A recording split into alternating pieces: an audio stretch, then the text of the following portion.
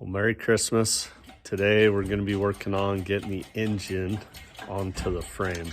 So here's how we're doing it. So Tater and I, we wrestled and we got the bolts through. So these are the Grand Slam mounts from code 504. And these, they have pretty good sized slots so you can move the engine forwards and backwards. But the Grand Slam, we should be able to move it closer to the cab. That way we can run a fan on the front if we choose.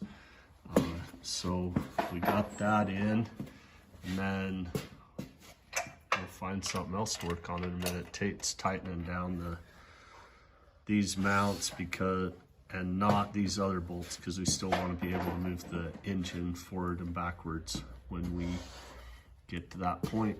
So at least that's my plan. We'll see if it works out that way.